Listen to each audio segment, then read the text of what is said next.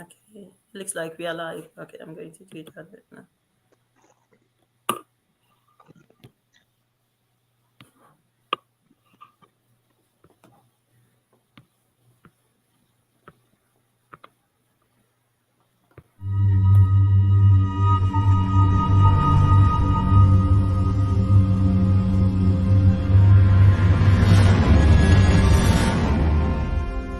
Global Wisdom Missions, a ministry with global impact. Global Wisdom Missions is an organization of Christian ministers from different denominations and countries dedicated to presenting Jesus personally to this generation of the young minister and leader by assisting them to fulfill their calling by following and applying the wisdom of God. Our vision is to be a global conference that raises a generation of gospel-centered, gospel-driven, and gospel-focused ministers of Christ, who shall proclaim the gospel with integrity, purity, simplicity, and without adulteration. We are achieving our vision through educating ministers and leaders through our weekly broadcast of the Wisdom Conference on Facebook and YouTube Live, which is making a global impact. Wisdom Impact Magazine, our quarterly educational, inspirational, and informational magazine, which will be printed in hard copies and be distributed globally free of charge to countries and territories which may not have access to internet. The Global Wisdom Academy, an online ministerial and leadership training academy, which remains steadfast and committed to carrying out God's purpose of empowering Christian ministers and leaders globally to effectively execute leadership and ministry work with wisdom. Global Wisdom Missions' aim is to proclaim the gospel in word and deed, describing the shape of Jesus' own ministry. The Apostle Peter says he went around doing good and healing all. Through missions, we seek to provide health care for a lasting change during our actual Global Wisdom Conferences in different countries with our skilled medical physicians, experienced surgeons, and professional health workers. Partner with us now and help us spread the gospel of Jesus Christ around the world and take it to places where you may not be able to go yourself. Together, we can make a difference in somebody's life today. To give your donation, visit our website at www.globalwisdommissions.com and donate via our PayPal link or register your interest at wisdomconference3@gmail.com.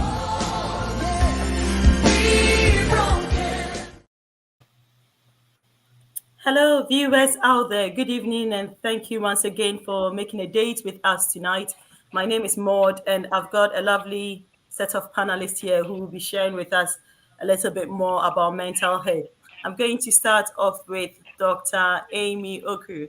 She's going to introduce herself, Hi. then we'll move on to Pastor Sari. And could you just let us know, viewers, where you are watching us from tonight?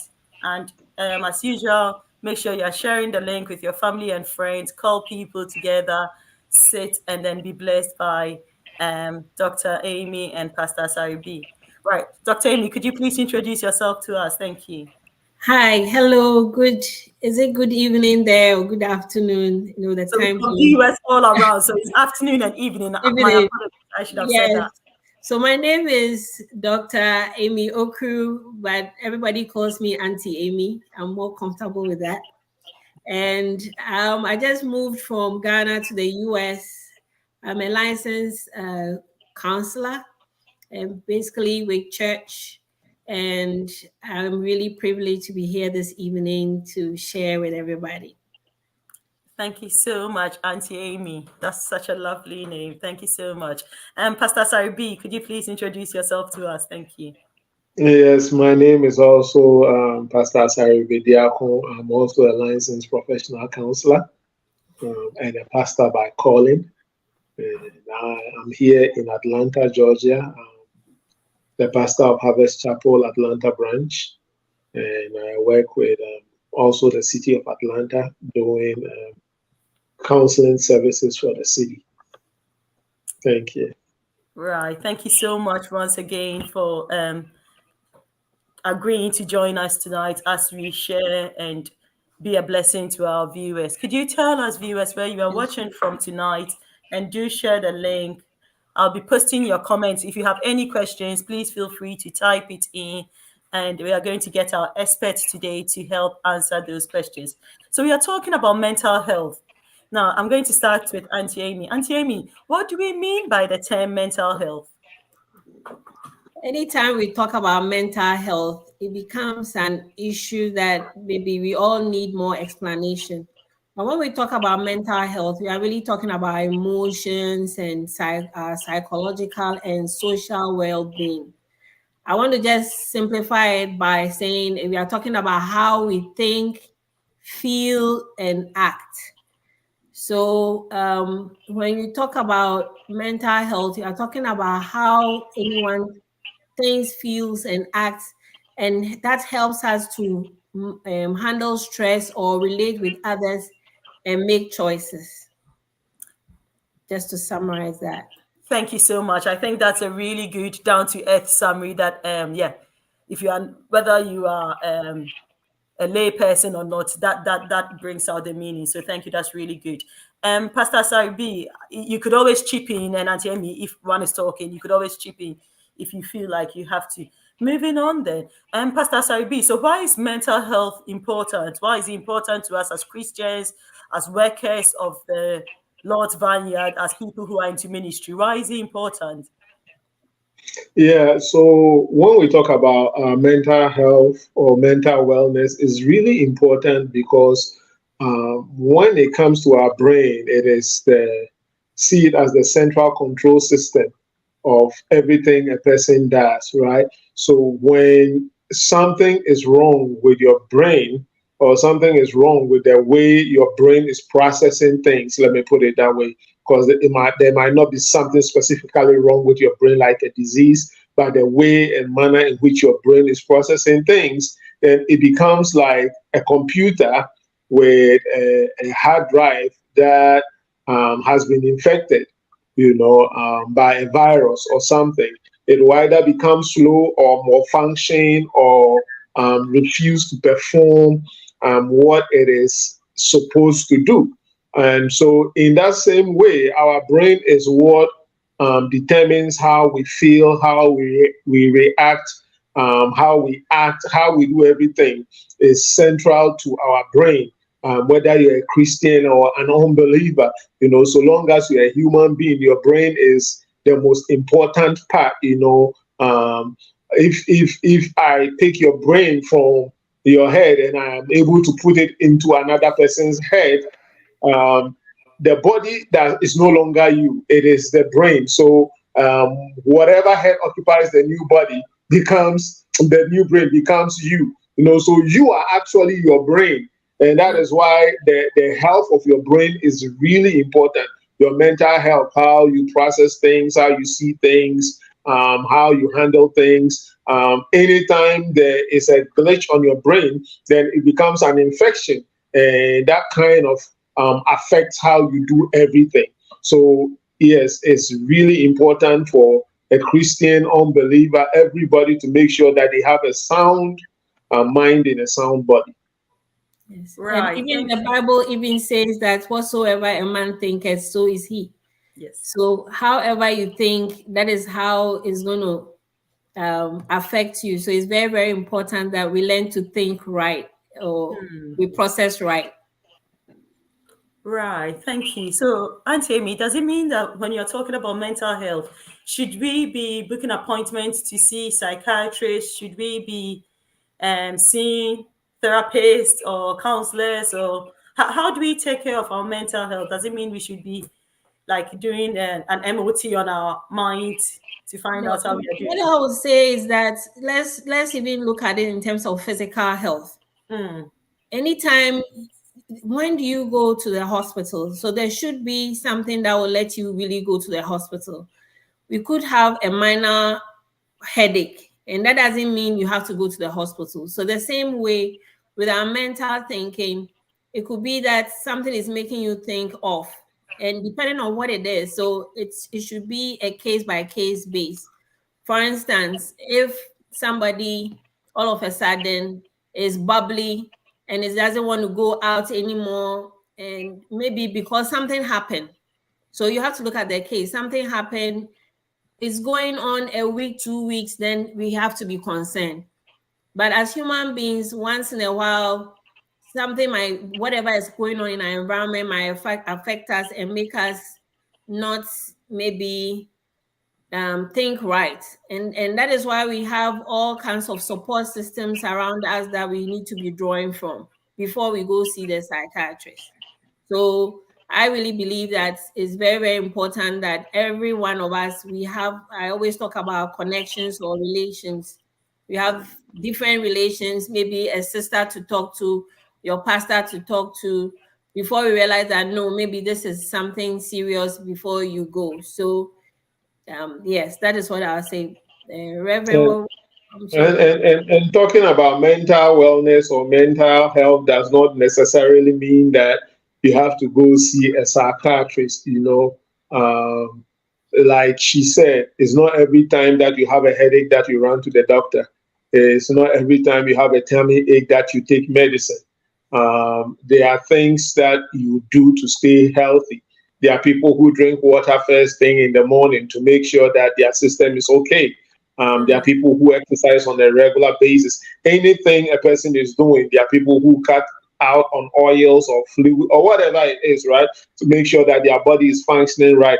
So when we are talking about mental health also, is what is a person doing, to make sure that their mind is also acting right. And so if your mind is right, you don't need to see a psychiatrist. You don't have to see a counselor if everything is going the way it's supposed to go. In the same way, if you are healthy all through the year, you don't need to go to the hospital unless maybe for your yearly checkups.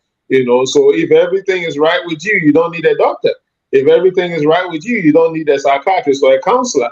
But what that means is that you should take precaution to do the necessary. You are exercising, you are eating right, you are doing whatever you have to do. It's the same when it comes to mental health. So long as you are processing things right, you are getting off or getting the stress and the anxiety, trauma, whatever, off effectively and using very good coping strategies, you don't really ever have to see a psychiatrist.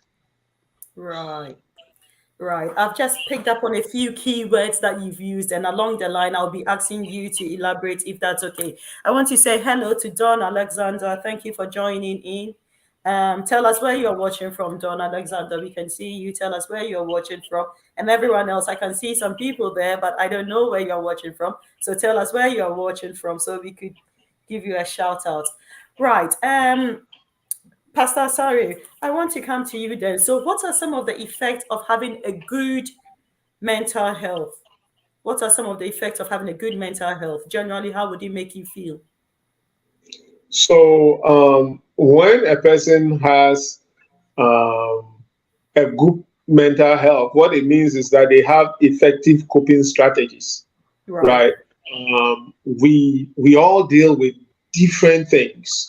And so somebody may be dealing with stress from work, somebody may be dealing with marital stress, child raising stress, divorce stress. You are a pastor, you are dealing with stress of making sure church is running, what is needed, whatever. You are a Christian, you are dealing with stress with even living a righteous life, whatever. Whatever we are dealing with affects us. Now, if a person at any point has the coping tools that are necessary to deal with whatever stresses are coming on into their life, then they are mentally healthy. However, when you don't have the needed coping tools to deal with whatever stress you are dealing with, then it becomes a problem for you or to you, however you want to put it. And then at that instance, you may need external help. So if you are coping effectively with your stress, somebody may be going through divorce, they will handle it beautifully. Another person will be going through divorce and they feel suicidal. The difference is that one has coping tools to deal with it, the other doesn't. Somebody may go through job loss, they will be feeling fine. Another person may go through job loss and they will be depressed to the letter. So again, your coping skills, your ability to process it, and all that is what distinguishes somebody who has a very good or healthy mental health from one who is not. All right, thank you so much. Pastor Alex, I think you're on the wrong, you used the wrong login code. So you have to use the StreamYard one, because where you are is for the viewers and I can't admit you in from YouTube. So if you go on to the StreamYard link that you received, that will help you to be able to log in. Thank you so much. Right, thank you, Pastor Asari B. Auntie Amy, what are some of the effects of not having a good mental health state then? And then if you could, yeah, okay, let's deal with that first, and then I'll move on to the next one. Thank you. Okay, so basically, I'm adding on to what Reverend said. So the other thing is being able to make choices.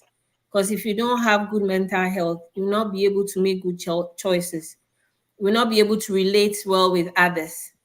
So those are things that shows whether you are mentally sound. So like he said, being able to deal with stresses, which are unavoidable, whether we like it or not. We live in a society and you have to relate with people. And whether you like it or not, you have to make choices every day, whether you are turning left or you are turning right. When you are working, you being able to make a choice about what to do. So you realize that is very, very important to be able to do all that. Very, very Right, important. thank you. Pastor Saribi, you started talking about coping mechanism, coping techniques. So what are some of these coping techniques that we should have? And then if you don't have it, then you know that, oh, okay, so maybe I don't have it, so maybe I should start reevaluating my mental health. So when you talk about coping tools or coping strategies, it's dependent on a person and what they are dealing with. So let me give you an example. If somebody doesn't have an effective communication skill or effective communication coping tool, right, and they are in a relationship, they will be super stressed because the other person may say, hey, you are not talking to me, especially when couples come into counseling and stuff like that. He has great ideas or she has great ideas. It's never communicated. And because of that, there is always a clash or a conflict at home. And everybody is super stressed and all that, right? At this point, the marriage has become unhealthy simply because that tool of effective communication is missing. So if a person has effective communication tool, right, and they are able to express themselves, they have interpersonal effectiveness skill, they have different kind of skills, and some of these things can easily be learned, right? So if a person has the skills that are needed to deal with their particular problem, they will always be healthy. So like even effective communication skill, which is very important as we dealing with human beings, right? Some people it's assertiveness skill. For some people, they have low self-esteem and they will have to do a different kind of evaluation of themselves to bring themselves at par to where they need to be. And so when you talk for skills, it's very different and very diverse, dependent on what a person is dealing with. But the bottom line is, and for somebody it might even just be sleep, sleep, the ability to sleep. Having a good sleep hygiene is a skill, something that a lot of pastors don't even have. We have pastors who have to pick up their phone all the time. They don't sleep when they have to sleep. They don't do things they have to do.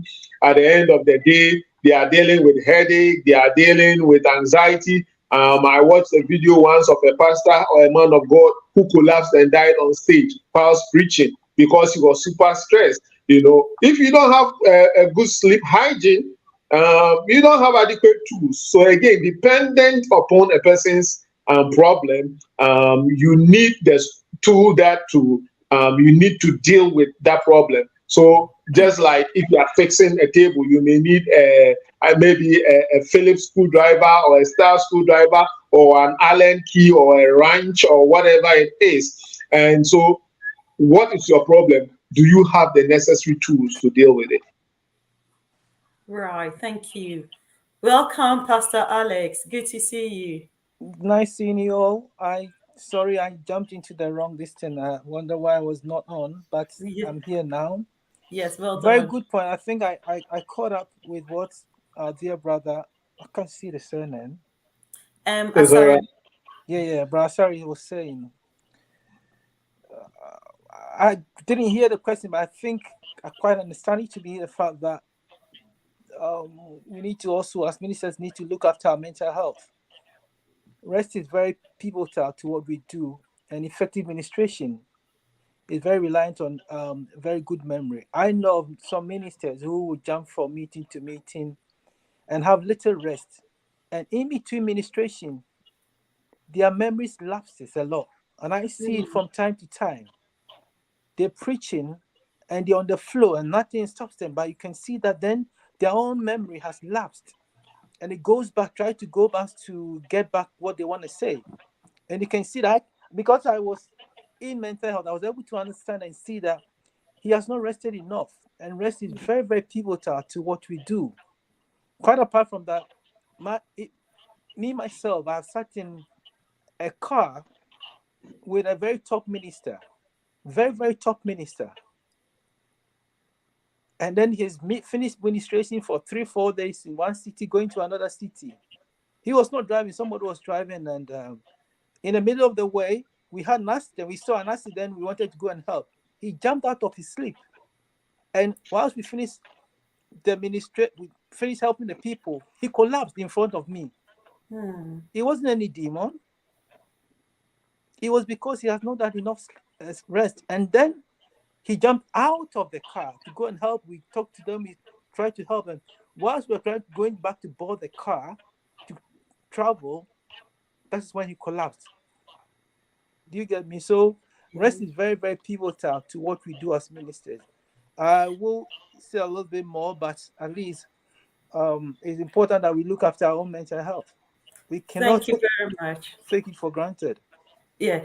Pastor Alex, since you started talking about rest, what is rest? Because I think as adults, as Christians, we sometimes struggle with the idea of rest, because how do you tell the difference between someone being lazy and someone genuinely getting some rest? What is Okay. rest? If you were to I mean, define it, how would you do it? we're doing mental health, and we know. I'm sure we haven't started talking about depression, but what we rest is resting. Number one, resting your body and your mind. Right. Some people can rest your body, but you cannot rest your mind, and that is what leads to you not being able to get good sleep. And I don't think that time will allow me to do sleep hygiene here. But then we should have period of time that we set ourselves that we are going to take some rest at a certain point in time during the course of the day. It can be at night or in the morning. Of course, as a minister, you'll be praying, you'll be studying, and you'll be ministering. You jump from one meeting to another meeting and from one work to another work. But having a time to say that I'm going to take everything out of the situation and settle myself to rest. I'm not going to answer calls or do this or do that. I'm going to set a time out. We at a certain age, you need minimum 6 hours, maximum 8 hours to rest. You need to observe that. If you have to look after your own mental health, sleep. When I say rest, I mean sleep. Not just resting and relaxing, sleep. To rebuild your mind and your mental health is very important. Let's face the fact. I don't know if you guys are very conversant to working night. Studies have shown that people who work nights a lot, they reduce their age. And effectively, it also reduces your retention and memory. I am a very good example. When I was about, I'm now 25 anyway. When I was about, say, 15 years ago or 20 years ago, I used to jump from night to night. I can do 3 months of nights and it would not affect me. Give me daytime, I'll do it as well. But as time went on, I realized that I'm not of that age anymore. And my nighttime sleep is very important. I can sleep and wake up and sleep again, but I need to make sure that I get enough sleep. Lack of sleep affects our memory big time. It affects our concentration big time. And we know that as the beginning, I'm sure you talked about what affects our mental health. Our ability to remember is very, very good in us functioning a lot during the daytime in whatever we want to do. So rest means sleep, basically. Lovely. Thank you. Thank And you. I like that. Sleep hygiene is something we cannot take for granted. So, talking about sleep hygiene, it means Mm, that we should have designated times that we are sleeping, right? And we must pipe down or tune down to sleep. There must be times that, these days we are so distracted by the telephone. People mm, have television in their bedroom because God has blessed them. But what you don't know is that having that TV in your bedroom is affecting your sleep. You Sleep. know, uh, And even you the have a phone. cell phone, you are looking at that blue screen. Some people are sleeping, their phone is on their bedside, and then you hear a chime bang, and then vibrating. they'll pick it up and look. Yep. All that is affecting you. So you are just weakening your own immune system, not giving your mind time to replenish, and making any problem worse than it should be. Thank you, Pastor Saribi. Churchill, thank you for joining us tonight. Where are you watching from? And share the link with family and friends. Thank you so much for joining us tonight. Right. Okay. I'm going to come to Auntie Amy then. Auntie Amy, do you think that as ministers of the gospel, they have a peculiar set of stresses that they are exposed to due to the nature of their jobs? Certainly, certainly they do. I mean, you are leading people, that pressure of leading people. Just imagine that maybe your congregation is not growing. That can build some kind of anxiety. If you feel you are led to do something, maybe it involves money, and you've gone for money and you're not able, you don't know how you are going to pay back. I mean, those, or you have workers and you have to pay, and you have congregations who are not paying their tithes and all that. I mean, you have those things building some kind of anxiety and stress on you because know you are accountable to some people and you don't know how to go about it. So that too. And then as um a minister, sometimes it's a lonely world because whatever you go through, you are very careful not to share with everybody because you are supposed to be the face of faith, and everybody is looking out to you. You are the one, the healer. You are praying for healing and you find yourself sick. And so how do you deal with that? So it becomes a little bit stressful if you don't handle it very well. Thank you. Pastor Sarbi, do you want to add to the stresses that ministers are exposed to? Oh yes, I'm a minister myself, so I can talk about 1,000. So she said a couple of them. The stress with running church. People don't realize that when you are dealing with people, Mm-hmm. and I'm also a counselor, so I get this from a different angle. When you Mm, are dealing with people, you take on second-hand trauma, mm, right? Um, just like in learning, you have vicarious learning, things that happen to you but are not directly related to you, but through association. Let me break it down for it to make more sense. And I may get in trouble for saying this, but let me say it anyway. It's like some of our ladies, they will watch a movie, they know it's a movie, but it's so emotional, they start crying. Why are you watching a movie and crying? thank you. Why? You know it's a movie that you are watching. Why are you crying? Because you found yourself attached to the character of the movie. You are going through their emotions, their ups and downs with them. And so when something traumatic happened to them, they are in their feelings. Some people will have tissue, they'll be crying. They are wrapped in their. And it's a movie. Why are you crying? because you are tied to it, right? That emotional roller coaster, you are going with it as the movie is going on.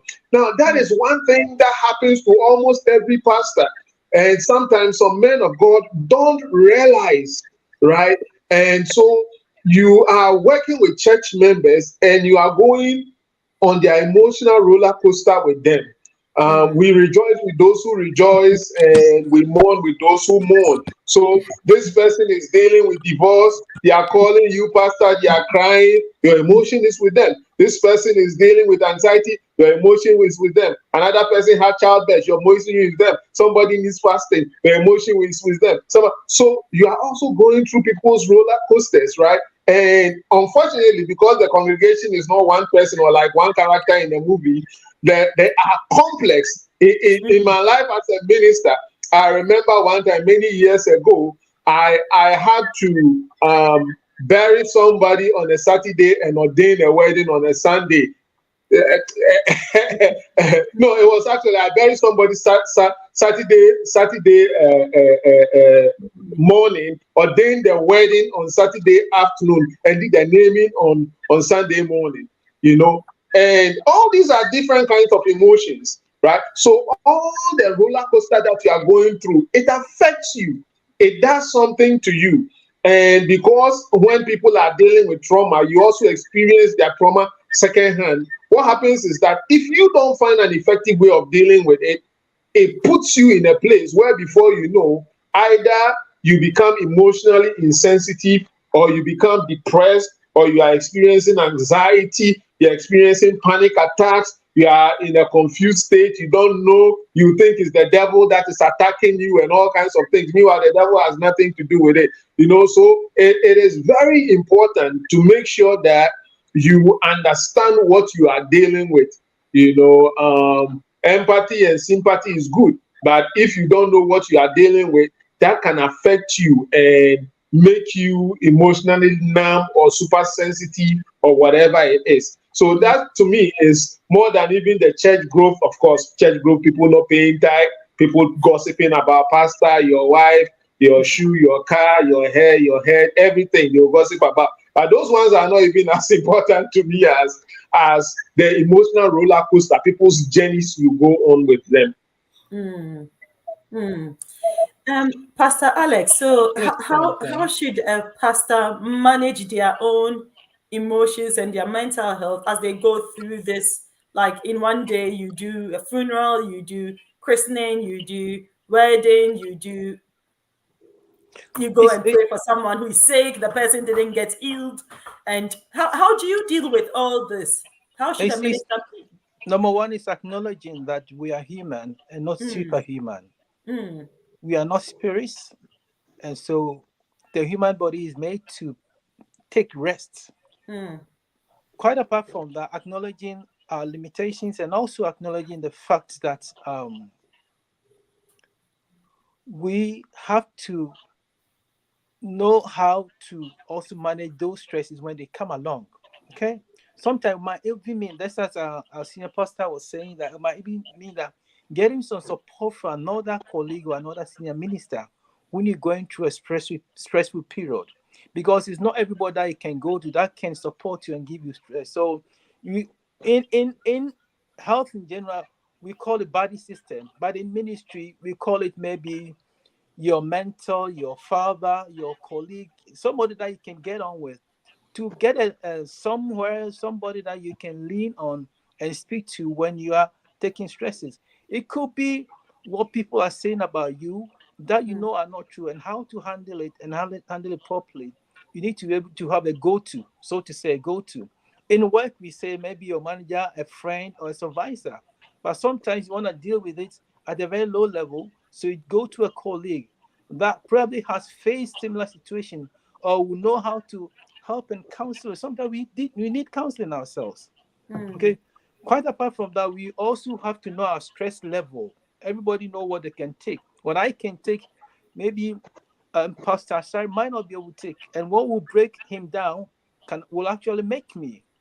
So we differ in different ways, just as our personalities also differ in various ways. We need to know what breaks us. And so when these things are coming, we need to know how to seek help.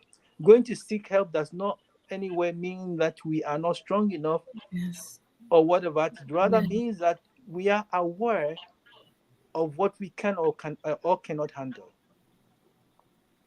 I don't know if Right. I've yeah. Yeah. Yeah. Very pleased with that. Thank you. Auntie Amy, I was thinking about sometimes when you're growing up and you have, let's say, you have a brother and a sister, and with the brothers or with the boys, they're expected to be tough, they're expected to behave in a certain way, and sometimes parents or family members would say you're behaving like a girl, that's a girlish behavior. And so men or male are forced to put up Please. this facade of I'm tough, I can handle everything, I can deal with everything.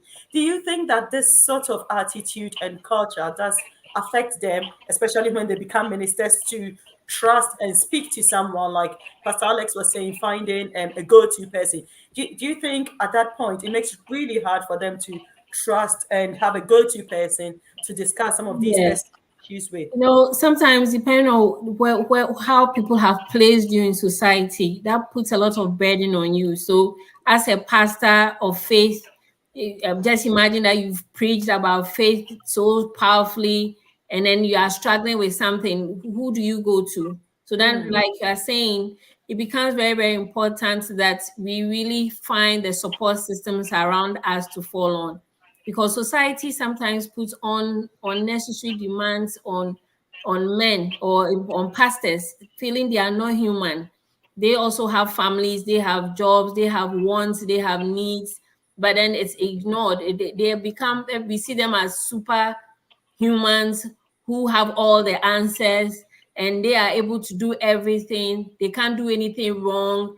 So, I mean, if he's struggling even with his family, how then does the pastor then say that I'm struggling with my marriage or something like that? So you would have to put up a strong face, because if a pastor doesn't do wrong, a pastor cannot have any issues. And because if they do, then maybe they are not strong in their faith. So we have really um, put them in that place of them not being able to um, really help themselves sometimes. And there's a story about a pastor who was really into faith and became diabetic and was having struggling with taking medication, because I've been telling people to pray for healing. And why should I then take medication? So it's a very lonely place to be, as I stated before, mm, because to really open up to somebody, you really have to be careful, because if you are not careful, like as Pastor Alexander was saying, you need to find a father or a mentor or the right people to talk to.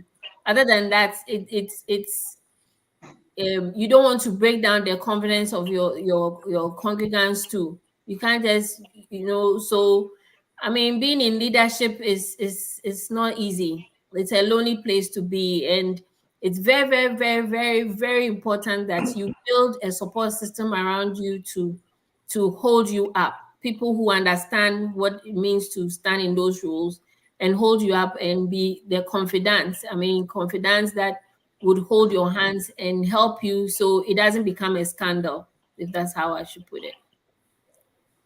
thank you. Does anyone want to add to that before I move I on? want to add to what our dear sister Amy was saying. This is very practical. It happened not so long ago. Where I work, I still work. Um, there has been me and my other colleague. We are in middle management, and we're supposed to be four of us, but because of shortage, we only two at the moment. And so what happened that we're so stressed at work, irrespective of whatever. Quite apart from that, those who are our grade are also much short of staff. So the stresses are there. Two people doing the work of four. We're supposed to have a top manager. We don't have one. We have a service manager. So we're doing everything that we have to do. But then my other colleague gets so stressed that when he gets stressed, he goes to the junior colleagues. And then he Mm, got so angry with our manager that it's a lady. She started talking to the junior colleagues and instigating them to leave. And now she's passing her stresses on to them. Not only was she doing that, even somebody who has just joined us within 2 weeks, she went to sit down with this person because the person has come from a psychology background. She's only a student psychologist completed, not even practiced in her job. She went to sit down, and all that she came to tell me, oh, this one is leaving, that one wants to leave, this one wants to leave. I tell you that my manager is not good. Because she's stressed, she didn't know how to handle it. So and then she went to some of the colleagues, they told her, go off sick. I told her in confidence, I said, look, you're a manager. When somebody needs to come to you, I'd rather you speak to somebody outside this place than come to the colleagues. She could not handle her stresses well. She went to some of the junior colleagues. There's nothing bad with that if you have confidence in them. But I don't talk to more than one person, about 3 or 4 or 5 people. She told herself. Then she went home and went to tell her colleague, you can see how stressful, but you need to know who to go to, who can help you and support you and not spread the news. I'm not saying that the people came and told other people, but my worry is that she was talking to the wrong persons, not just one person, wrong person. So when we're so stressed, normally we say that you don't make decisions when you are stressed, because any decision you make will be based on the stresses you are. So you got to know who to go to the right person, confidentiality, and whatever is very important. In ministry, the same thing. It's not everybody that you can go to. And be careful if you are talking to the congregants, because they really spread a lot of things. Yeah, thank you, Pastor Alex. Pastor Saribi, do you think that as a result of the stresses or ministers not being able to manage or look after their mental health state, do you think it could lead to depression amongst them? No, yeah. So depression is something that is very common with a lot of ministers. They may not talk about it, whether it's depression or anxiety. I've had men of God that are so, actually, even in my private practice, I have seen people who don't even know I'm a minister, but I thank God that I'm able to hide as a counselor and still help them in ministry, because they are dealing with issues that they don't know how to deal with. So yes, pastors suffer from depression and from any and everything that anybody can suffer from. When you are a pastor, you are not superhuman. You are not exempt from anything. I don't know how to put it. You are not exempt. Yes, God gives grace, but the grace He gives to you, He gives to everybody. And there are times when things happen. And when things happen and you need help, you need help. I tell people, even Jesus Himself, His cross is supposed to be His cross, but on the road to Calvary, somebody had to help Him carry it small. Jesus didn't carry the cross from beginning to end. He had help. And so when you come to the place of understanding that you may also need help, it reduces the instances of you being depressed or you being anxious or feeling some kind of way because things are not going the way you expect it to go. And then a lot of it is also dependent on how you interpret things, like Auntie Amy was saying, some people think that, because I'm a minister, everything should work right. I'm talking about faith. Here I am, I caught diabetes. If I take medicine, then it means I don't have faith or whatever it is, All those are things that we impose on ourselves. In fact, God never imposed any of that on us. Paul said that once there was a thorn in his flesh. I don't know what thorn he was talking about. 3 times he prayed to God to take it away. It didn't go away. He said, my grace is sufficient for you. That means that Paul find a way of dealing with it. Even though I can heal you, I won't heal you. Whatever it is, I don't know what it was, but it was a thorn in his flesh, right? Think of it. This is the same Paul who can send his handkerchief and he will go and cause healing. The same Paul who can raise a dead body. Why is it that as for his own tongue, it won't go away? Does it mean he's faithless? No. Sometimes God gives us grace to deal with the things we need to deal with, to remind us that we are humans also, and to humble us. So if we have our minds right, we will not sit down and organize pity party for ourselves and wallow in depression or anxiety or whatever it is.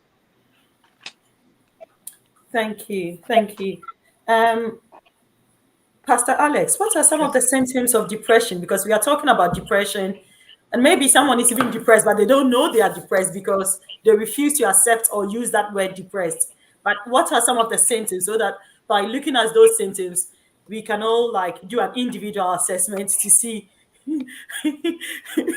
whether we're okay or actually. I think from the onset, I don't remember when I logged into the wrong platform. I heard somebody saying that, probably still saying that, oh, we all get sad. We have moments that we get sad. It's normal human behavior for something to upset you and you feel sad about it. But it becomes depression when it goes beyond 2 weeks and it's consistent. It's almost every day. Okay. Some of the common symptoms of depression is feeling very low in mood. Now, you feel so sad all the time, most of the time. Nothing is able to cheer you up, pep you up. Okay? And I've talked about the symptoms. I'm sure you may ask for the causes. You're very low in mood. Some people, the symptoms are also such that they tend to sleep a lot. They become very lethargic. They have no energy at all to wake up, do anything. They begin to lack interest in the things that they will normally find pleasure in. Like even eating becomes a problem for them. Their best food, they don't enjoy it anymore. And to be quite honest, when sleep becomes a problem, it can either be sleeping too much or too little. Too much, not that they are sleeping all the time, they are always in bed. They seclude themselves. When I say seclude, they self-isolate. They have no interest in socializing with other people, not going out, seeing friends, not talking to them. They withdraw from all other services, all other activities that they would normally go to, and it would take them a lot of effort by others to be able for them to enjoy those things.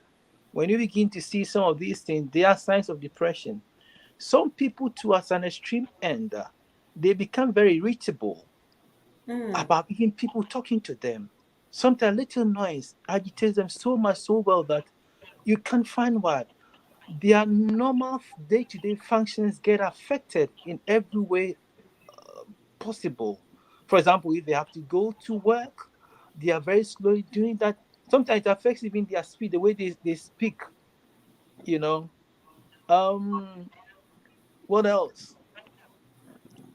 Well, the master load of all depression, when a person becomes helpless and hopeless, that feeling of hopelessness and helplessness, and for some people they start having suicidal ideations because then life is better without me. I don't add anything to the world.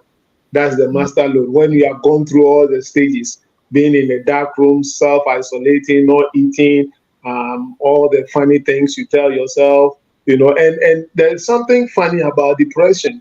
A person can be depressed and people around them not know because they come out of their shell and function in public. And once they are back in their homes, that they are in their dark room, wallowing in self-pity and whatnot.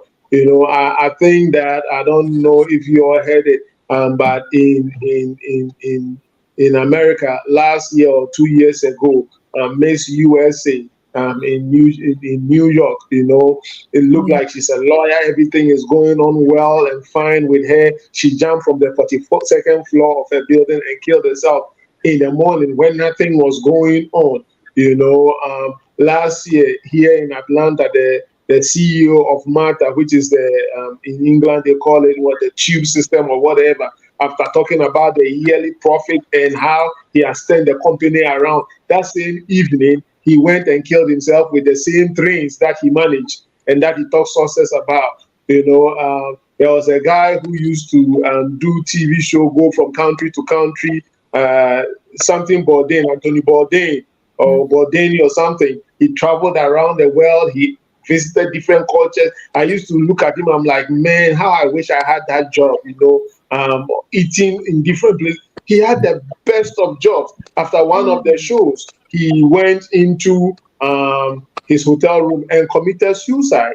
And we have a lot of celebrities and a lot of singers, actors, people in famous places. When they are out there, you think that the whole world belongs to them. But then when they go away, they suffer in silence. So depression is a very serious silent killer. And you can be a pastor, you can be an actor in the pulpit. What do I mean? You can preach with vim and shouting and jumping and the church responding and whatnot. But then when you go back home, you know what the truth is. So all these signs are there. When you see it, don't ignore it, if the symptoms are persistent. I forgot to say this, but let me add to it. I was talking about lack of interest. Let's look for the word anhedonia. And it gets very extreme when it affects your libido as well. And this is something people ignore. When you live with your partner and they might do everything for you. If it is your married partner and you see that their libido, so for example, if they don't eat, you might say that, maybe they are fasting or they are not more interested in food. That's fine, we will have it. But one of the things that will let you know when their libido reduces to an extent that nothing pushes them, nothing stimulates them, it becomes very worrying. And as our senior pastor said, the extreme end of it is when they end it all. It is very, very important that we look after our mental health. Very, very, especially depression. May I add that depression even kills more than accidents in the world. Yeah. People commit more suicide than car killing people. And that is how serious that thing can do to us. And it's everyday life. We get low for one reason or the other, but we need to know how to come out of it. Yes. Let's talk about some of the how-tos then very quickly. Healing Ring Support keeps, I think he's just, I'm not sure whether it's a he or a she, but Healing Ring Support is 100% in support.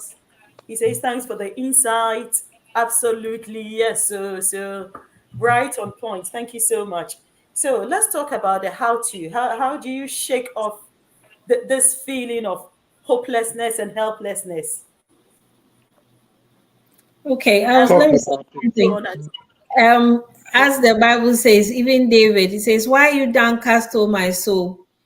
Put your hope in God and bless the Lord, O my soul." So all of us, whether we like it or not, things around us will happen that will bring us down. And so I would say that sometimes a loss, sometimes unmet expectations, things around us will take us to that place. And so, as children of God, we really need to then draw on our faith, one, putting our hope in God. Sometimes going back to the word to see what is God saying. And David was a good example about being able to pull himself up.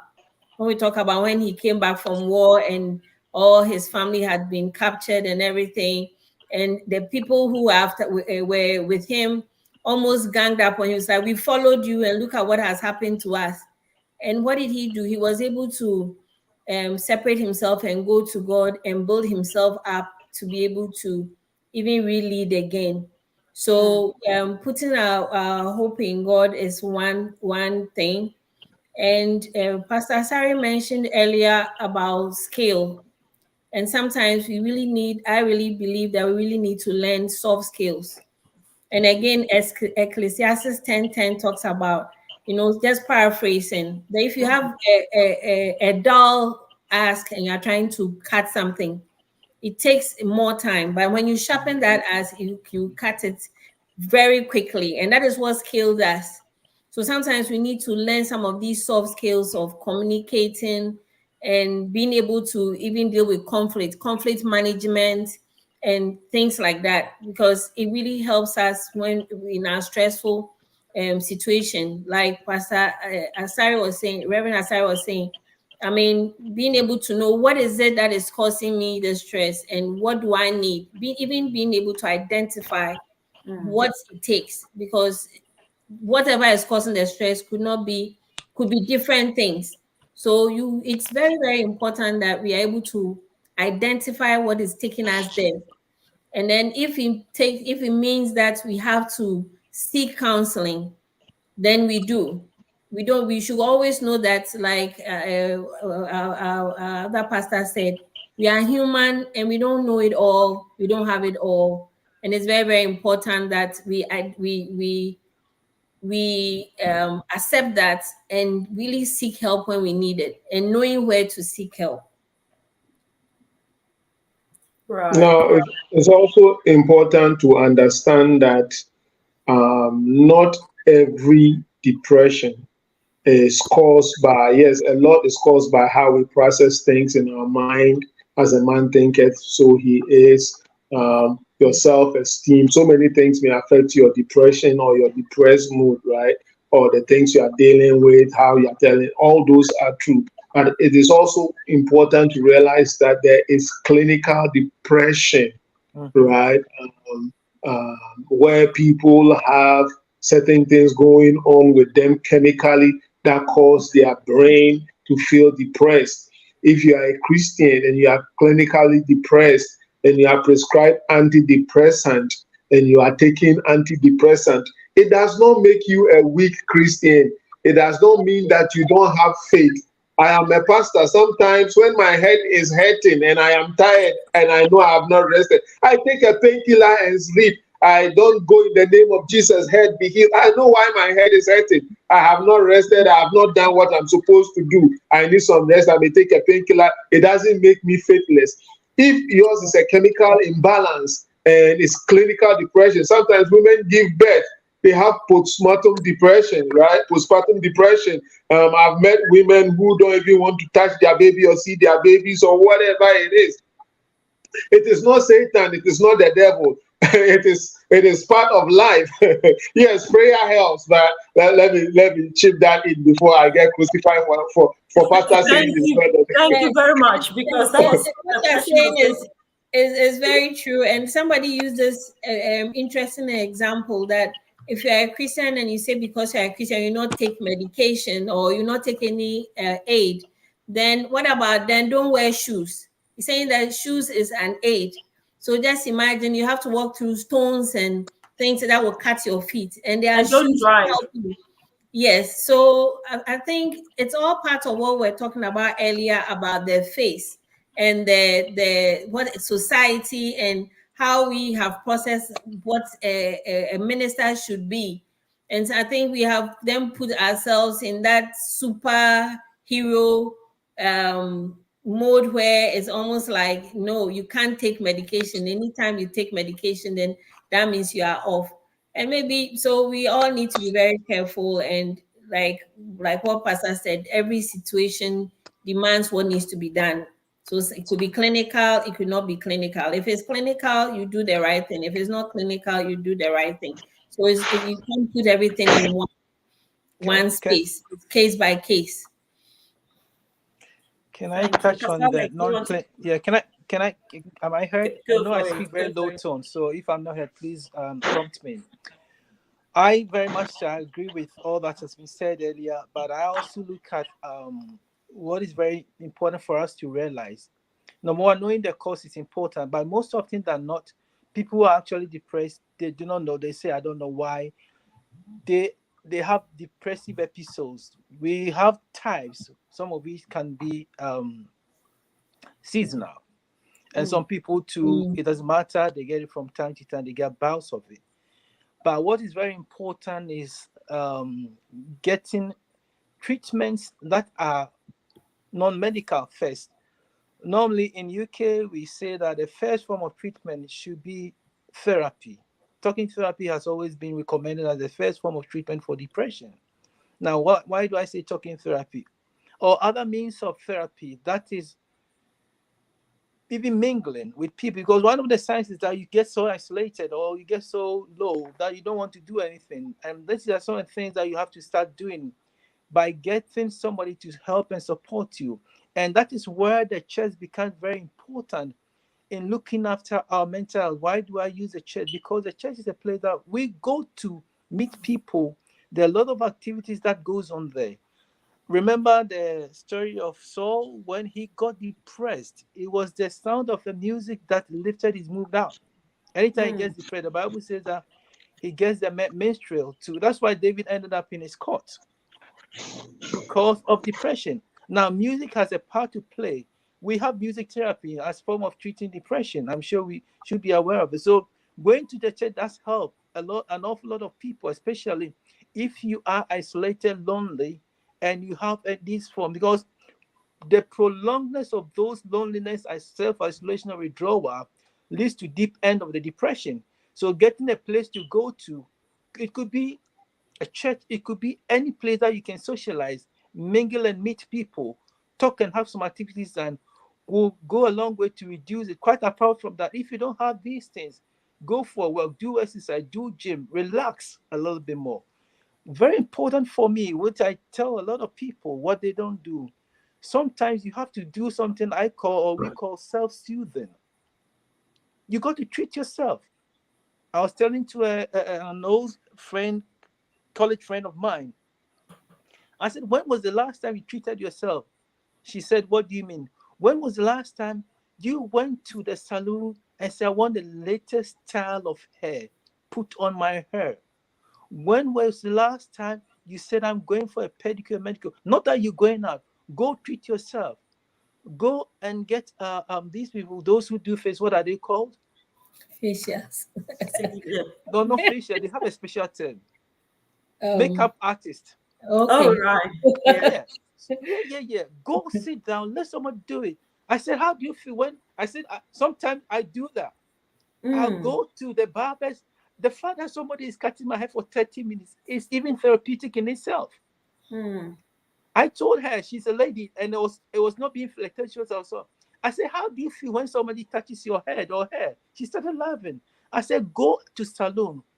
Get somebody to do it can be 30 minutes or an hour. That alone is therapeutic. Go out dressed. You're not going to look for a man or a woman. You're not dressing for them. Feel good. A sound body brings a sound mind. I did tell her, I said, how do you feel when somebody tells you that you're looking good today?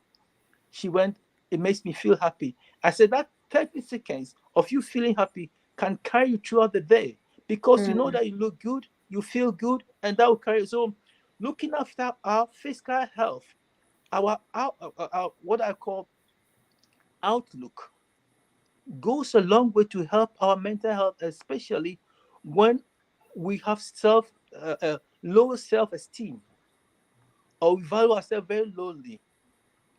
Sometimes you walk down the street and someone looking at you and look at your dress or your shoe or how your hair is done or how you're looking, and not that they fancy or they're interested in you. It could be the same sex or opposite sex. Once they begin to commend what you're wearing, it makes you feel good. So I told her, wake up in the morning, even when we are going to shop or whatever, dress good, feel good, wear good, buy good things. And she's rich, she's got the money. I said, you have to feel good within yourself. As soon as somebody says that to you, it makes you feel better. So we need to begin to learn how to treat ourselves good. It doesn't have to take a lot of money to do that. You have to make that conscious effort. That I am going to feel good. I don't feel happy these days, but how can I cheer myself up? There is a saying in Ghana, happy yourself. You got to do something that will make you feel happy. Nobody's going to do for you. But sometimes when you go to therapy, and the therapist will support you, motivate you, encourage you to do these things, so that you, from time to time, you feed back to them. So I mean, talking therapy is one, but I always go And I for will say that our culture too doesn't help us sometimes, because our culture is not used to that. And so it's almost like when we have surplus income, that's when the rich is the one that does all that. Even when it comes to taking a leave, you realize that sometimes when it's time to take leave, people would sell their leave and still stay in the company. It's like we don't want to leave. We don't know. We are always looking at the money side. But when you are talking about wellness, it's more than even physical health. And so there needs to be a lot of education in terms of mental health, that you are doing. The leave was given to you for you to take time off and rest your body. So you realize that people are tired and they are still there. You have people who have accommodated 3 years or 4 years of leave, and they would rather sell it and keep on going and keep on going, not realizing that you're rather running yourself down. So per our culture, Ghanaian culture, or sometimes African culture, because we are all, it's almost like we are in for the money, trying to make as much money as we can to build something. The idea of rest, or the Osofo going to sit at the beach, can't he be praying instead? You see? And so that mind, and when you're talking about stresses and depressions, you have a lot of men of God who are not taking time off, not even spending quality time with their families. We are doing the work of God. So it's almost like, we have to do the work of God. And yes, that is it. But being able to put things in their appropriate, the balance, I think the balance, and understanding what wellness means. I mean, it's more than just getting up in the morning and being able to put up your clothes. It's different dimensions, and being able to bring them all together and bring the balance is very, very important. It affects the depression, the stress, and all that. Yeah, Right. and it's really important to also realize that even God, 6 days He created the world. On the seventh day He rested. When He made the laws for the Israelites, He says, "6 days you shall rest." The seventh day is a Sabbath. Mm, Ancient Jewish cultures seriously observed the Sabbath. It was mm, a must. Even Jesus, when He had to heal somebody on the Sabbath day, the Pharisees were looking at Him and, is this guy going to really work on the Sabbath day? Even healing, they considered it work, right? So we have to be careful about the rest. Now, let me chip in this also. One of the things we must also realize is that when something is going on wrong with you, right, acknowledge it. Don't be shy. Don't be embarrassed about it. There is no stigma to having a mental health issue. Whether you are dealing with depression, you are dealing with anxiety, you are dealing with low self esteem, you are dealing with kind of trauma, whatever it is, do not be shy to talk about it. Do not be afraid to talk about it. I know that in our kind of environment, especially black and brown people, when you start talking about, oh, I feel depressed or I feel anxious, or I'm having this, people look at you funny like you are crazy. There is not, we are all crazy, if you want to put it that way. The line between sanity and insanity is very thin, so don't let the stigmatization that is out there affect you. If you really need help, in addition to treating yourself well and practicing all the good coping skills and self encouraging things that we have spoken about, make sure that you seek and get the help that you need, whether it's from a licensed counselor, a psychologist, or a psychiatrist. If you need help, get it. Don't feel stigmatized. thank Can I you. Thank can you. I can Thank I you so balance much. this? Can I Can just I? say hello to our viewers so I can see Nang Sola watching from Nairobi, Kenya? Thank you so much for tuning in. Could you continue to share the link with your family and friends? And Healing Wings, thanks for all your comments. So, one of the things you said was it's important that as a church body, we keep talking about these challenges that people encounter, and we need to begin to start normalizing these things. You're also talking about the fact that, yeah, there should be no stigma associated with depression. And yes, you said you love the idea of music therapy. And yeah, as a minister, if you think that you shouldn't be, if it's not okay for a minister to be going on antidepressants or taking medication, then maybe you shouldn't wear shoes, just as Auntie Amy said, because shoes are also an aid. So yeah, thanks for all the comments. Keep them coming. Keep them coming. Thank you. Can I bring a balance to our Go for treatment it. options? Um, the balance I want to bring is that we should not lose the fact that our faith also matters. If you have faith Hmm. enough to pray and believe in God, nothing stops you from doing that. The Bible very much tells us that God is able to do exceeding abundantly above all that we can think of.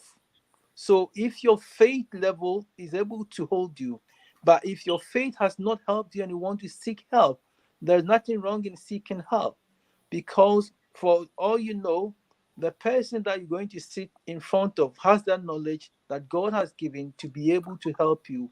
It does not stop you from seeking help. But you can also rely on your faith if faith will work for you. It doesn't Yes. mean that you have to also stop taking medication when you know that it is not working. Yeah. Absolutely. Thank you so much. We've spent a bit of time on depression. I'm just wondering, is it possible that people get so withdrawn and get hopeless and lose interest in life that they don't want to commit suicide, rather they would like to commit homicide?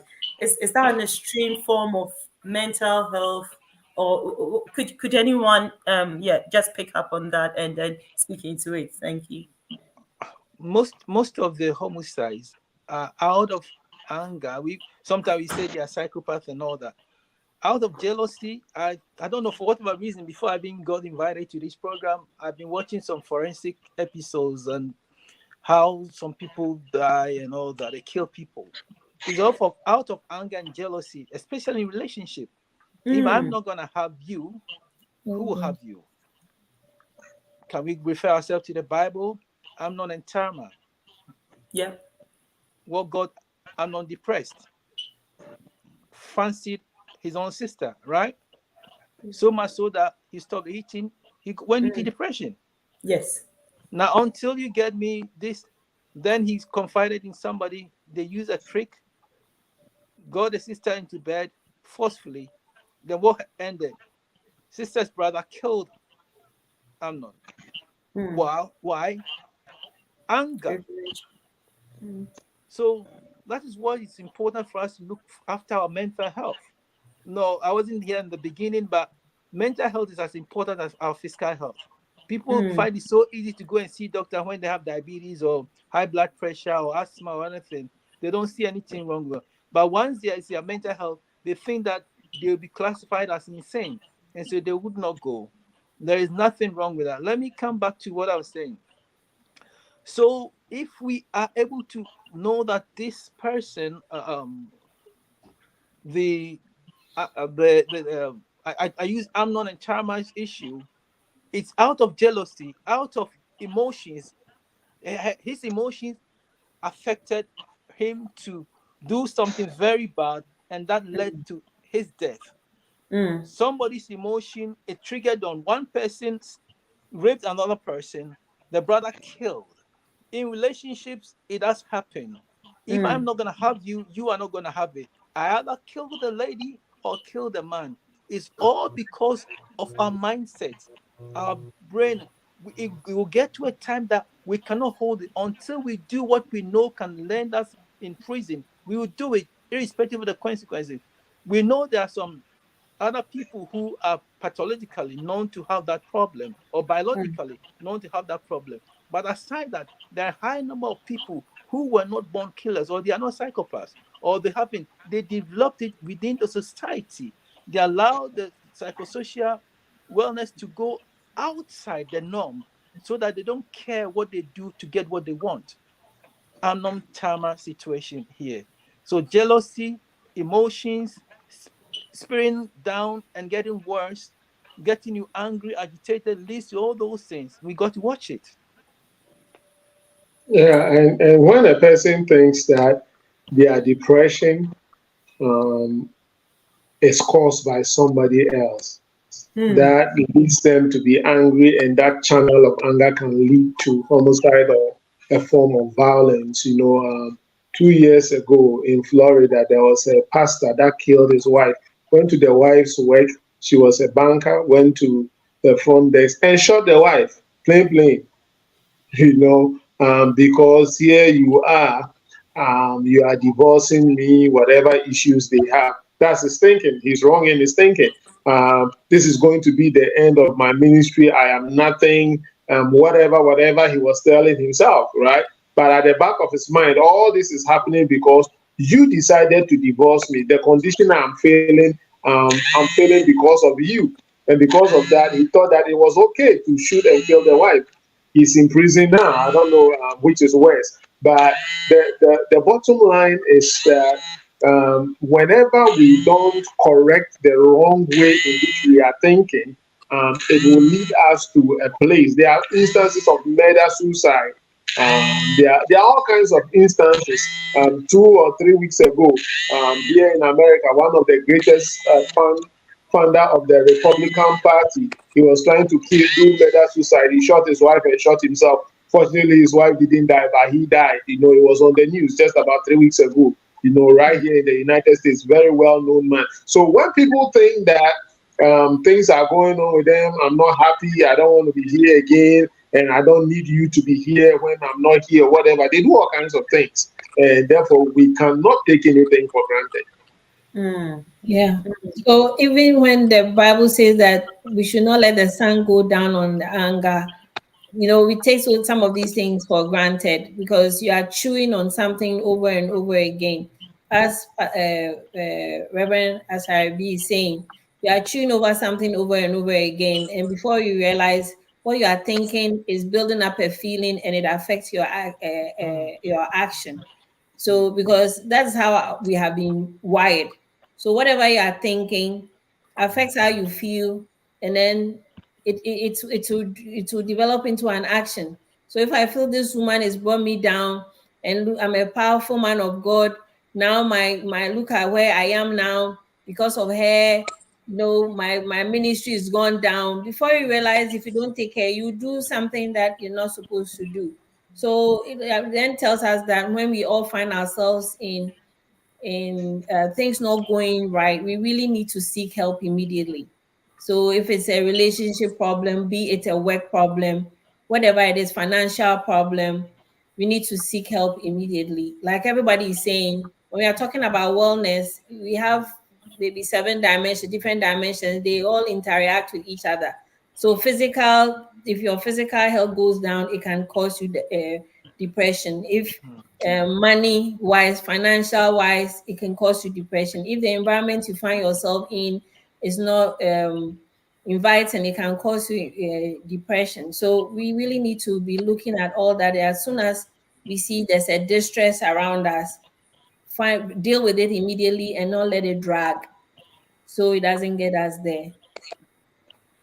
Right, thank you. So we are almost getting the to final point is always talking and talking and talking. We got to talk, irrespective of what we're going to. We really need to talk. We need to talk. We need to have the people we can talk to, their confidants, their counts, their mentors, their good friend. God made us relational, and so I really don't believe when people say I don't want to be with, I don't want to talk, I don't want to. I mean, you don't need to have a lot of friends, but you need to at least have one person you can be yourself, either an accountability partner, something. You need somebody you can talk to because all of us don't have all the answers. And sometimes it gets to that point where for leaders, for pastors, it's even a lonelier place. So you definitely need to have either a fellow colleague or a mentor, somebody that you can talk to is very, very important. We can't do it alone.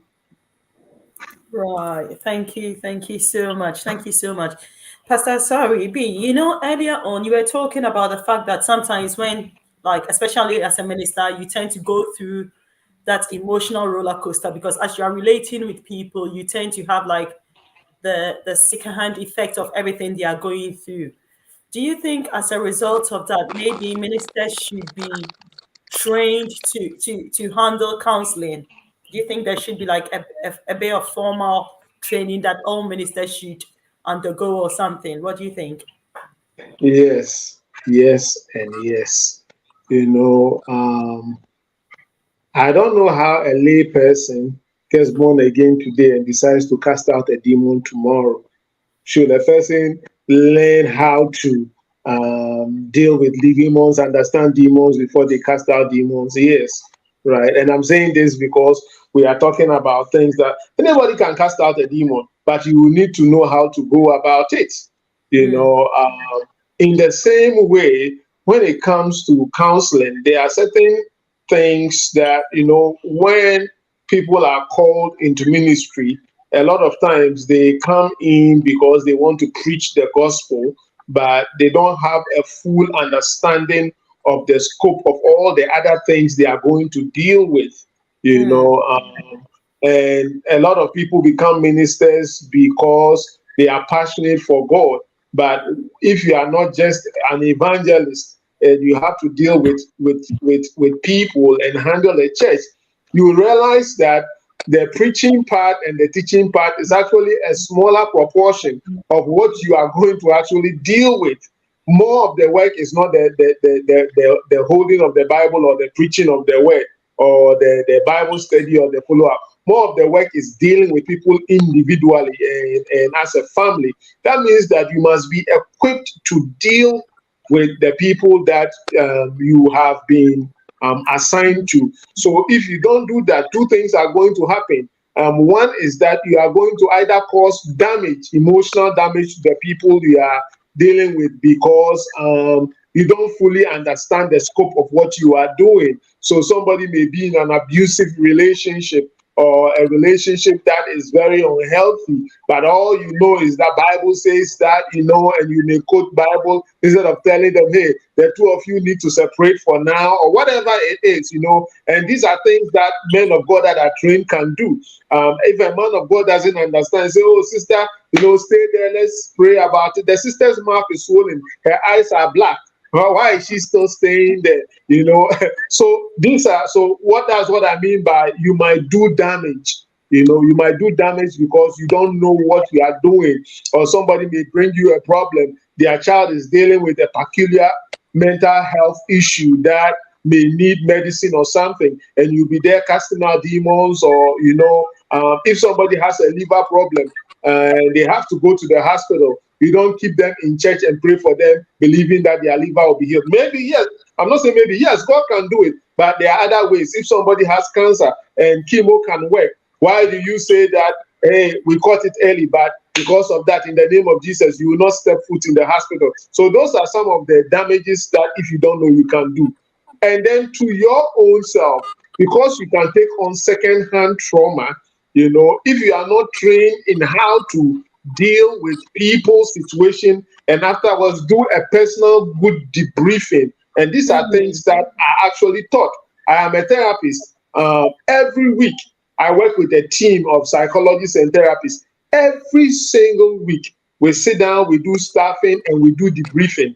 And then we will ask, is there anybody dealing with any cases that are having an effect on you? And then we as a team and as colleagues, you know, we help each other. Hey, you can do this, you can do that, you can do that, or this is what you need to do, or hey, we need to take this case from your hands because you are dealing with transference and counter-transference issues, right? But whereas when it's a pastor, he might be dealing with transference or counter-transference issues and has no clue.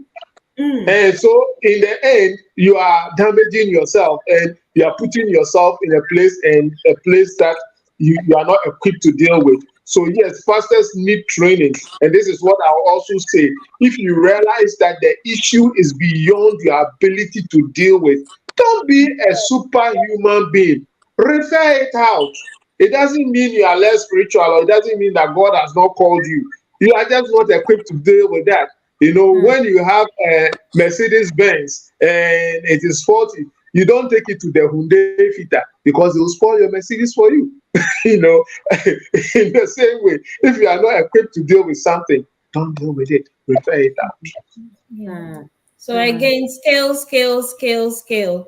We always have to build our skills. So whatever it is, we have to, if we didn't get a training, we need to just get training. Sometimes, you know, find courses, things to up any skill that you feel you are short of.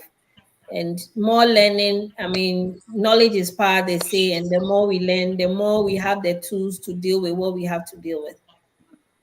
So thank you. Let me go to, based on what Auntie Amy just said, I'm going to come to Pastor Alex and then back to Auntie Amy or anyone from the state. So what sorts of resources are available? Assuming someone is watching us, now mind you, have people watching us from all over the place, people from East Africa, people from Zambia. What sorts of resources are available to any minister who is, let's say, thinking, oh, maybe I should do this training? Let's start with Pastor Alex. What sorts of resources are available if someone wants to be trained to be able to handle or deal with counseling and that sort of thing? Okay. I'm not a professional counselor, but I've learned counseling through my work. Number one, in ministry, and also number two, I'm a mental health professional. I've been for quite a number of years. And as part of what I do day to day, talk to people in need. So I've developed that skill. I've done a little bit. I call myself not a professional counselor, but I've done a little bit of CBT in psychosis and a few other things. That is where my background is. But then, these modern days, we are in a global village. So if any minister is interested in getting help in counseling, I'm sure the easiest one is to go online and check. It might not be for ministers only. You can do it globally, and it should. I don't have one on top of my head at the moment, but then these days a lot of things are very accessible online. If you Google it, you get a few other things.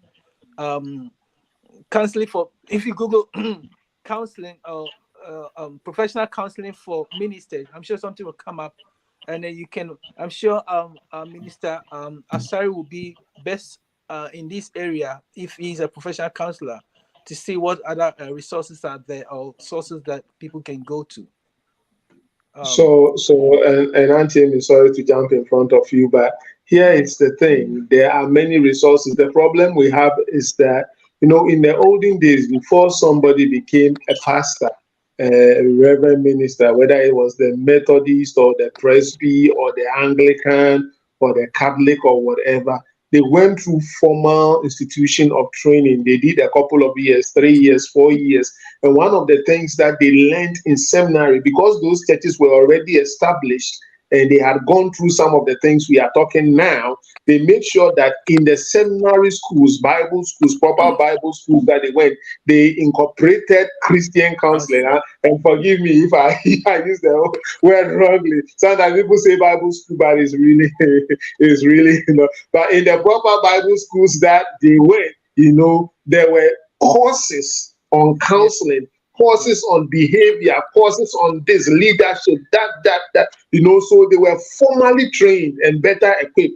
Now, these days, a lot of people are one-man churches, or as the Spirit leads, and then as the Spirit leads them and they are called, people don't seek the formal training. And so they come short in certain areas because maybe you were a building technology expert or an engineer or something, and now all of a sudden you are a pastor and you find yourself ill-equipped. So there are many courses that are out there. In fact, there are thousands and thousands of places that are doing pastoral counseling, Christian counseling, whatever. Enroll yourself in a school. You can't do Christian counseling and not learn some of these things. If pastoral counseling, whatever, there are so many courses out there.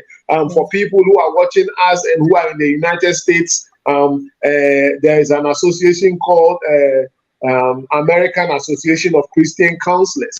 They do certification programs. Yearly they have conferences. I've been into a couple of those myself, where lay pastors are trained, and they have a whole lot of courses. And even for those who are outside America, you can do certain courses online, and they talk about some of these things, not just Bible, so that you'll be better equipped for ministry. Auntie Amy.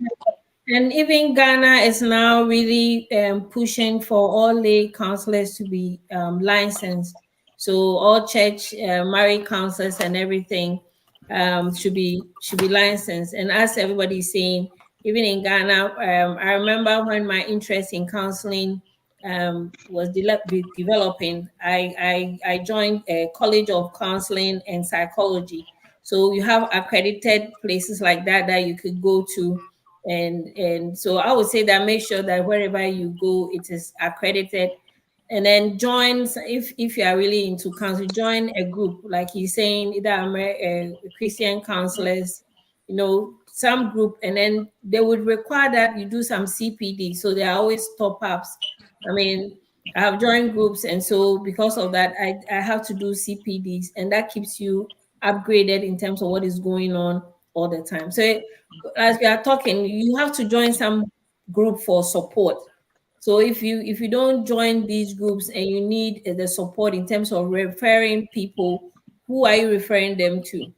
So, and then it is within these groups you build that fraternity with other people, and if you need help yourself, you can fall onto them. If you need to refer or bounce, with somebody in terms of a case you are handling and you don't know what to do, then they are there to help. We should always realize that there's help out there. We can't do it all by ourselves. We should always join a group. Thank you so much. I want to say hello to Joyce, who's joining us from Nairobi, Kenya. Thank you so much, Joyce, for joining us. I know it's almost at the end of the program, but please make sure you are sharing this with your friends and family. There's so much in it for everyone. And Healing Wings has this to say. She says, in my humble opinion, pastors can learn the skills, but they cannot be counselors for ethical reasons. Their job is to collaborate with professional counselors outside of the church and refer church members or refer people who need it. Does anyone want to add or build on what Healing Wings Well, just I, typed up? I agree to disagree. Yeah? I agree when you know that you've reached your limit, but I also disagree when you know that you are professionally helping them out to a point that you know you have resolved the problem. In anything, just as Pastor Asari Vidiakun said, sometimes we need to know our limit. We need to know how to refer out when we are not able to. They will always come to us, but when we see that this is beyond us, we got to refer them out to a professional counselor or somebody that you know that does very, very well. Not only in this area, if you want to spread it, there are certain cases that comes to you that you know that this person has got that special grace for that. And so you refer them out. There is no shame in referring somebody out when you know that this is out of your depth. So I agree, but also disagree. Yeah. In that sometimes we can Same do a good here. job of it. Yeah, same here. At least the pastor has to have an idea. So when somebody comes, at least being able to diagnose to know whether I cannot handle it or handle it is also important. So that is why lay counseling, at least you need some kind of training. So if somebody comes with a problem, at least you could be able to do the initial diagnosis and then appropriately refer. So I think that the person is talking in terms of confidentiality, and that is one of the problems where Yeah. sometimes pastors like, I'm a professional counselor. Whatever you tell me, I'm bound by oath to keep my mouth closed. I cannot disclose your issues in church. Some pastors preach with other. Unfortunately, we all sit in churches and we see what happens, and so when it comes to ethics, some pastors don't know how to draw the line. So I think that's the concern of the person there. Besides not realizing you can't handle an issue and pushing it forward. When you realize that you cannot be ethical, then maybe you don't need to. A church member comes to confirm in you or say, hey, pastor, I have a problem. I'm married, but I'm sleeping with this person. What do you do? Call the husband and tell, hey, what's your wife? What do you a lot of us say, hey, we rebuke it. We have to call your husband to discuss it. So these are some of the things, that are dicey for pastors, especially if you are not a fully licensed psychologist or professional counselor, where you don't know where the limits and the boundaries are. But if a pastor is able to properly learn the limits and boundaries, I believe that they can do wonderful things. Because truth be told, a lot of times people go to their pastors first, before they seek professional counseling, because they may not even know what they are dealing with. And that's how sometimes the pastor, you can sit with them, do a good assessment with them, through good emotional intelligence, whatever it is, and kind of refer them if you can deal with it. So the pastors can't be eliminated totally from the line of treatment. But then if you know that you are not equipped for this, don't deal with it. Send it out quickly. Right. Thank you. Thank you so much for pouring yourselves out to us this evening. So I was thinking of that this was our final question, and I was going to ask you for your final words. And then suddenly I had this feeling that we should talk about the pastor's children and their mental health. So in 2 minutes or 1 minute each, very quickly, I'll start with Pastor Sari because he nodded first. And then anyone who is happy to pick it up would just, but yeah, I'm not sure how far or how much you want to talk about it, but yeah. So pastors' children are the most unfairly treated. Let me put it that way. And that's why a lot of times you hear pastors' children vow that as for me, I will never ever be a pastor. Right? The pastor's child is as ordinary as any other child. The pastor's child is not the pastor.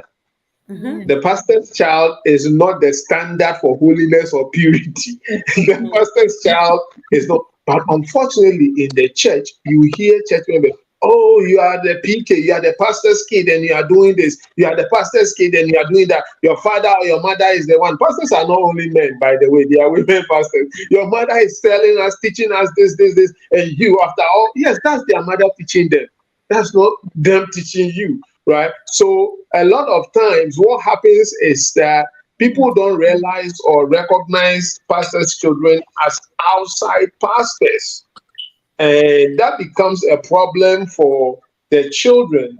And a lot of times what you see is rebellion because they are, quote and unquote, being forced to do something that they don't desire to do. So a regular person, maybe you got born again before you decided to do Bible study. A pastor's kid is expected to do Bible study, whether you are born again or not. This is the way. You decided to choose Christ. They don't have an option. So a lot of times what happens is that there is a lot of rebellion in the, it's a whole topic on their own, or on its own, right? And that's why time and time again, you see pastors' kids rebel and do the opposite of what is expected of them. Life as a pastor's kid is very, very difficult. Let me put it that way. Yeah, thank you. Auntie Amy, so just in relation to that pastor's kid, let's say there's a pastor's kid who is watching us, they know they are depressed. What should they do? And of course, they are not going to talk to their parents or whoever their pastor is because of society's expectation. What should that pastor's kid do now? So exactly what we are telling their pastor, they also need to find somebody to talk to because the pressure on them is great. You know, they are used as if nobody is there, they are used for everything. They are used for examples, they are used for, there's too much pressure on them. And sometimes they don't get how should I say, they don't get to experience their fathers and mothers the way others do. It's almost like everybody is taking their time. What about us? Because it's like that is rushing out again because somebody needs help somewhere and I need help and I don't even get to talk to him. So they have their own thing going. So we all need to be very sensitive with them and pray for them. And they need to also find a support group, find people that they could talk to. But that is, we are talking about where we all come from, that it's not easy to find people to talk to. So we don't even know we can talk to somebody. But there's always somebody around. Sometimes they might be talking to a teacher or somebody, a grown-up friends, but find somebody grown. And I think we parents should also not be hurt when sometimes they don't come to us and they go somewhere else. If anything, we should make it available for them to see that it's okay maybe to talk to or if we feel they need help, being able to guide them to either another pastor or somebody we trust that they could pour out to. I found out with my own children, sometimes they feel more comfortable talking to somebody than me. And it's okay. If you don't take it, you might feel a little bit jealous. I'm there. Why not talking to me? Well, so we should also take ourselves out of that and encourage them. And if anything, be able to point people to them that they can talk to. So we make sure that they are getting correct counseling instead of from friends, because their friends may not be able to help them. Thank you. Pastor Alex. Yep. Very important topic and a very interesting subject. I'll take it on three angles. Number one, relationship building with your children, family. Okay. Number two, establishing rapport with them. Okay. And number three, confidence. Why am I saying this? There is a saying that charity begins at home, and rightly so when it comes to ministry. In as much is expected of he who much is given. I'll tell you practical experiences that I have. So if we are able to build that relationship with our kids and our family at home, it helps. If it does help, children choose who they want to go to. Whether it's mother and father, they will build confidence in one person. They always go to somebody that they think they can get away with, and not quote unquote. They will have that relationship and rapport with them. If it is, so be it. At least you have one person in their home that they can always go to cry upon them, tell them what their issues are, because they know that if they go to the other person, they will be told off, or they will say that they are bad or so.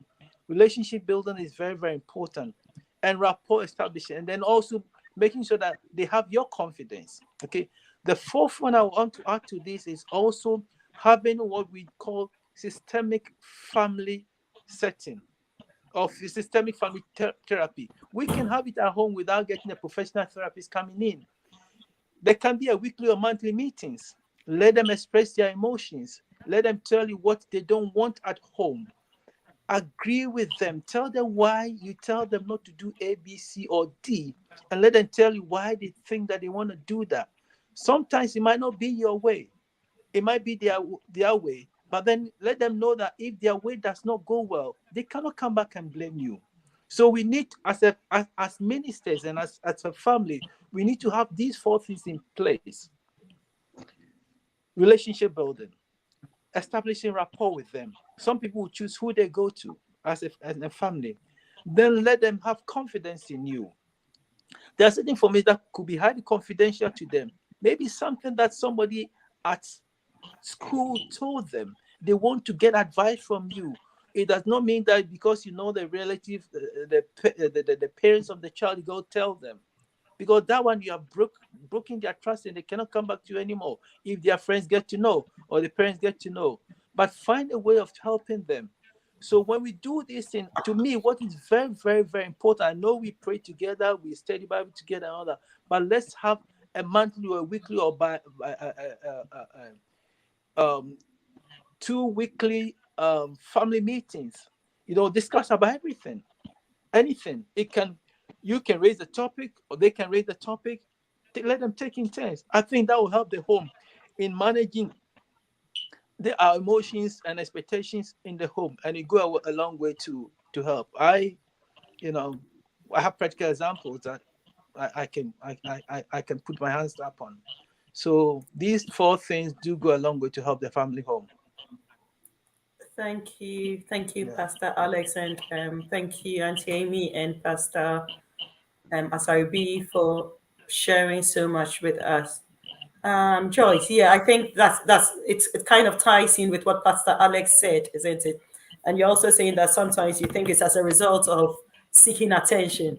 So if you're having the family meetings where they can open up and talk to everyone, like either they decide to talk to mom or talk to dad, then that is going to be really good. I know with regards to the pastor's kid, that's a whole subject altogether, but Yes. yeah, Yeah. that's something we will come to at some point. That's something we'll come to at some point. Let me give you a few minutes to share your final thoughts.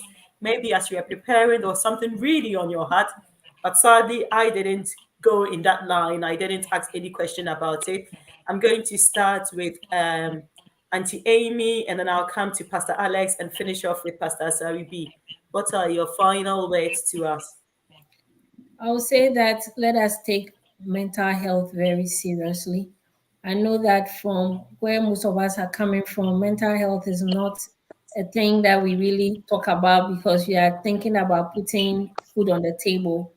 But then to be able to even do that well, we really need to look at our mental health. We really need to read more about it and know that it's not a stigma to seek help if we think we can't cope well or we think something is wrong with us. And I'll say we really need to build our support system. You know, as we are now becoming so urbanized, the old systems that we used to have are breaking down. We used to live in big compound homes. We were in touch with our grandmothers and our aunties and all that. And when you can't talk to your parents, grandma is there. Your confidant is grandma or the auntie in the next room. Now, all those things are not there anymore. Maybe that is why mental health issues are becoming more rampant in our societies now. Because when you go to the Western societies, it's more individualistic. Me, my family, me, myself, and I, or you alone, and you are in your corner. But let us appreciate the culture. I know we have issues, and now we decide that we want to basically be on ourselves, me, myself, and I. But we need to look at our culture, the rich culture that we have that is built on relations, and build a support system around that. If not anything, COVID taught us that we need to have support systems around us. So when we get logged in, we know where to go and who to talk to keep our sanity. That is what I'll say for now. Thank you, Auntie Amy. Thank you. Pastor Alex. We have a duty as individuals to look after our own mental health. What the Bible says that we should work out our own salvation with fear and trembling. We should take that into consideration when when it comes to our mental health. We need to look after our emotions. We need to look after our psychosocial well-being, so to say. Because when we don't look after this, that's when it triggers on to other things that we don't want to see in our society. To be quite honest, there is a saying that you don't have to be mentally ill to suffer from mental illness. And it's true. About a higher percentage of us didn't have any mental illness, but as along the line, with societal stresses and issues and psychological issues can let us develop mental health issues. I know, especially most of us who have traveled abroad. I was not part of the very beginning. Most of us who have traveled abroad, there is a very high percentage of people getting mental illness due to their psychosocial stresses. I'm in UK now. I hear the story of people coming from Ghana. I heard some today. I heard some yesterday. I heard some a few weeks ago. Who came on the premise of getting a job? They came on the certificate of whatever they call COP, not getting jobs. Where does it leave them? People are living at the mercy of other people. Where does it leave them? Some people are even married. Where does it leave them? Is that person going to end up in a marriage? A married person is going to end up in a married person's house and room and do what they would rather not do it? Why would such a person not get depressed? And when they get depressed, are they going to live out? You know, they will live this. They might not tell anybody though, but they will live with it for the rest of their lives, unless they get to know that yes, you've done it. Yes, it is unlike you, quote unquote, sinful. But talk to somebody about how you're feeling about it. Get it addressed. Get it validated. In psychology, once certain thing, bad or good behavior is validated, you get to know that you are not alone in this situation. There is a way out for you. We cannot be, especially if you're like me. Reverend Titilate knows me a little bit. I'm a very reserved person. Me talking here today, if it's not got to do with ministry, you don't hear me. I'm a very reserved person, but it does not help us. We got to talk. You have to talk. You got to talk about the issues and the problems that you have. Have a confidant, somebody you go to. And I say, church is always the place to go to. Church, we are there for you. We might not have all the professional counselors, but at least it's your first step or first shop to step.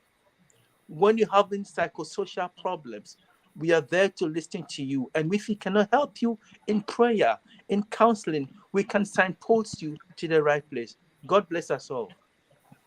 Amen. Thank you. Pastor Asaribi. Thank you so much. It's been an enlightening program.